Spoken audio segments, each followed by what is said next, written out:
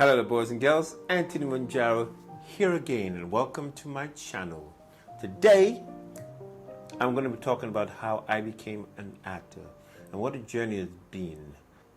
I grew up watching movies, watching American movies, Indian movies, Chinese movies, watching the performances, almost getting engrossed most of the time as we do as kids. I eventually grew a strong passion for storytelling. I'll watch an Indian film, and because I didn't understand Hindi, I will kind of replace it with my own words. So I will watch the film and imagine what they're saying and kind of replace that with what I think is being said.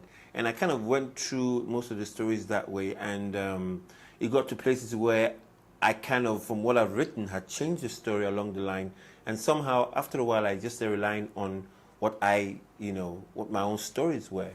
And that's how I started to write my own stories, my own ideas. So you think of a story and you begin to give it structure. I mean, structure was something I kind of learned because I watched a lot of films and I saw subconsciously the structure it followed. Intro, setup, conclusion, which is the structure of a story. So I kind of learned that, or instinctively picked that up from watching films and understanding how the body of a film actually worked. While I was in secondary school, I wrote and acted in plays, set up plays. When I eventually went to London, first thing that I wanted to study desperately was actually screenwriting, which I did for 6 months. I later went on to Goldsmith College to study drama, performing arts for 2 years. Later on, went to university, studied multimedia and film production at Thames Valley University, which is now known as West London University. So these were kind of my formative years for actually preparing me for what I do now, which is being an actor. I don't know where I got the bug from wanting to be an actor. Somewhere along the line, it was just there from when I was a kid, I think, because like I said, from secondary school days, I was actually in plays. I started writing plays and performing plays and improvising plays, and just something I didn't enjoy that made me feel very, very comfortable and happy when I was doing it. When I look back now, I think understanding story is a great part of being a good actor. As an actor, you're an important tool to convey story, engaging your audience into a make-believe environment that keeps them engaged for the duration of the film. If the audience is not feeling your performance, then you have cheated them of their time or of their money. So why it's very important to actually know what you're doing as an actor. You don't just go there and say, I am talented, and that's all you need. You got to train to understand the skills to be able to carry a character from the beginning and be consistent with it till the end. As an actor, I faced many challenges. I remember some students that I actually went to college with, did my course with me. Some of them really, really good that I thought I was going to see in mainstream TV. But I didn't. It's just the challenge of the gig. There might be so many of you who actually want the trophy, but only one can get it. And that's acting for you. So many people want it, but only so few can get it. I remember my first audition. When I got there, I was petrified. I was so afraid, and I really wanted to turn back. But for some crazy reason, something kept on telling me, you gotta go in and do it. You've shown up, go and do it. I'd worked on the piece. I knew what I was going to say, but this is the first time I was actually going to a place I didn't know the people. I was going to audition to them. I was scared, but I knew that if I didn't go in, somehow I would never go in again. I had to overcome that fear. I had to be uncomfortable in that situation to be able to overcome that fear of my audition, because as an actor, you have to go for auditions. You have to show people what you can do. Anyway, I went in, I did it. I didn't get the job. But one thing happened there. It wasn't so bad.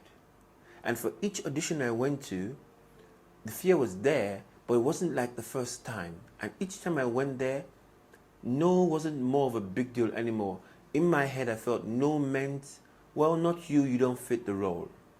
Maybe another one. I can't count how many times I threw in the towel, saying, no, I couldn't do this. I mean, this is not for me. But the crave of wanting to perform for an audience just kept me there.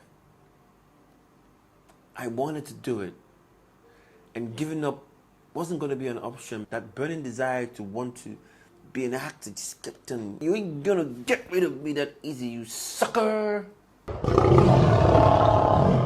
I remember one time I told myself, if I don't do this, this thing is going to haunt me for the rest of my life. And I think that's when I made up my mind, come high, come low, no matter what, I was going to do this. I was going to do this, even if I didn't become a successful actor, but I will find a way to actually express myself. So I kind of got on the grind, kept on going and kept on going. Nose, we'll get back to you, all that. And then occasionally I get some work. I was working, it was coming, not enough to pay the bills and to live a comfortable life, but it was coming, you know. Each time I got an audition, I would lie that I wasn't well. I'm not well. I can't come to work today because I want to go for an audition.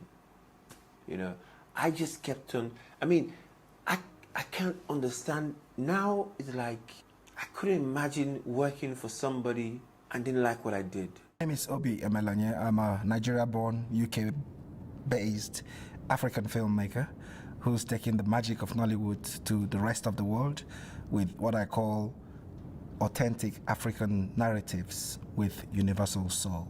Obi is probably the person I've worked with the most in my career as an actor. I would say Obi and I started our career about the same time, donkey years ago. Me as an actor, him as a filmmaker, a director, producer, and a writer at that time. He was working somewhere else at that time. He was doing pretty well, successful in another career, and then decided that he wanted to live his passion, his life. He wanted to live the life that the dream in him, what he did, never fulfilled.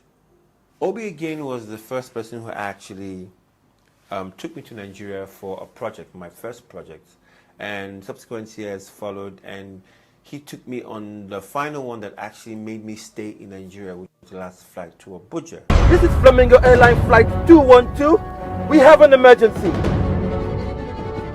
Please.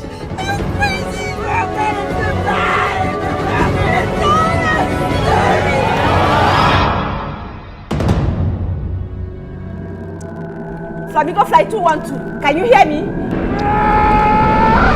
I was in Nigeria for 6 weeks during the shoot of Last Flight to Abuja, after which I stayed back a bit. I'd always come and gone, and this time around, I wanted a reason to stay back in Nigeria, you know, and I started networking with producers, directors that were here, a few people who actually knew I'd been on the set of Last Flight to Abuja, wanted to actually work with me. I've always wanted to live in Nigeria. I mean, there's no place like home. I feel there's so much opportunities here than anywhere in the world. You can take one idea from over there as working over there and bring it down here, and you will excel in it because it's needed here. Anyway, so I stayed back in Nigeria after wrapping Last Flight to Abuja, and I continued to network with established directors and producers in the Nollywood industry.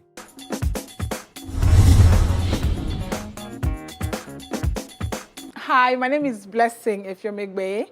I am the writer, producer, director of Lekki Wives, the series. Blessing Egbe, at the time she was doing her film and she had seen some of my work and wanted to work with me. She said, Tony, I have this perfect role for you. I said, great, let's do this. She wanted me to play a character named Victor Wosu, a sex mania. You know, it wasn't until season 2 that I actually asked her, I said, what did you mean by Victor Wosu was a character perfect for me? I mean, I don't get it. He's a freak. And she said, it wasn't the freak part she was thinking about. She wanted somebody who was squeaky clean on the outside, but messed up on the inside. I looked the parts. And I said, okay, fine. Lekki Wives lasted for 3 seasons, and it did extremely well. I got well known for my character, Victor Wosu, the freak. True story. I think I met the real Victor Wosu, the guy whose character I played, because the series, Lekki Wives, was actually based on real life stories from wives that Blessing had spoken to who lived in Lekki. So she had practically written their own story, obviously changed the names and everything, but written their own story and was telling it. And somehow I met the guy, or I think I met the guy who actually was my character. He came to me and said, I like what you did with your character. He had this husky, if I'd known, I've actually used that voice. I like what you did with Lekki Wives, you know. That part where you guys were with the girls, that was good, but you could have done it like... I thought the character was sick, and I tried to push the boundaries of his personality to near the thought of, are there really sick guys like this? While still keeping him a believable character. And this guy was like, I haven't even scratched the surface of who the real character is. You got some sick people out there. Anyway, I wanted to do 2 more pictures with Blessing. One room.